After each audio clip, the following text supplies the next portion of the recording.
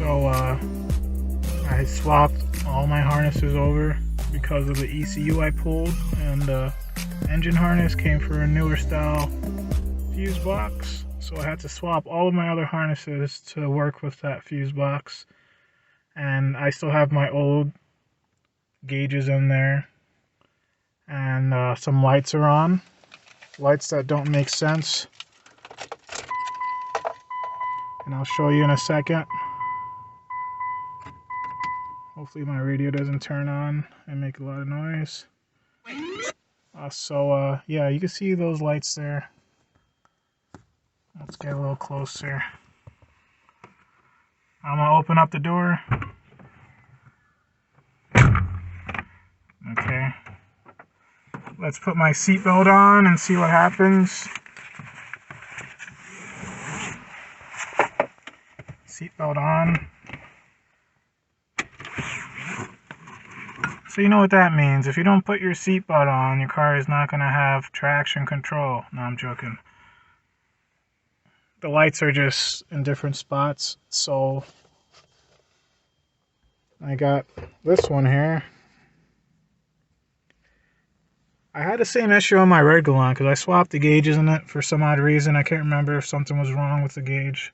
So I took it out and I put one of these in there, and I had the low level fuel light come on every time I open up the door and never understood why. So now I have this issue now with my 5-speed swap GALANT 5-speed harness as well.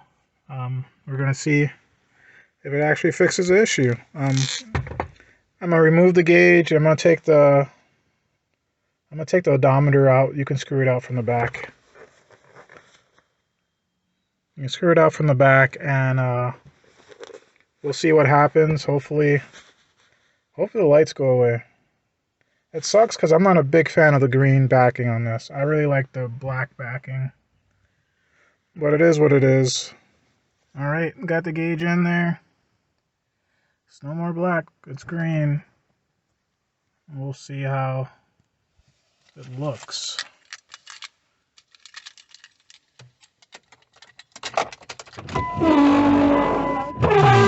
Sorry for that annoying wipers there. So, gas light still on. Hey, my gas is dropping all the way down. What the heck? That's weird. Pretty sure I put fuel in this thing. Anyway, let's see. Seatbelt light goes away.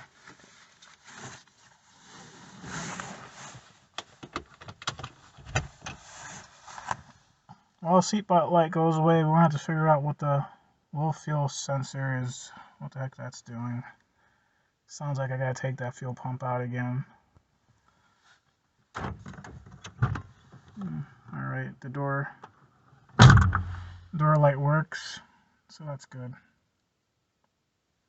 So yeah, you can't just swap the gauges from a 02 to 03 into a 98 to 01 or vice versa. The lights at the bottom are in a different configuration. I don't know what went on with this thing. The fuel gauge wasn't working. Speedometer wasn't working. I took the glass or the plastic covering off. I went for a drive and I tried to see if I can move the needle. Maybe it'll start working again. And what was happening was I would turn the needle and it would just fall on its face and it would fall all the way underneath. And on my black gauge, it doesn't do that. No matter where you turn it, it always turns all the way back to where it used to be. So I plugged this thing in like 2, 3, 4 times, taking it out and trying to see what was wrong with it, tightening the Phillips screws on the back, making sure that they weren't loose. And after plugging it back in again, well, before I plugged it back in again, I noticed the motor was starting to wind its way all the way back. So I plugged it back in, and next thing you know, the fuel gauge starts to work. The tachometer starts to work. I still have a low fuel light, so I'm not 100% sure what's up with that. I'm gonna have to possibly take the fuel pump out, and maybe I'll have to change the sensor on it, that low fuel sensor. So at least my fuel gauge is working correctly now, so I'm happy about that. So I'm gonna go ahead and just put everything back together.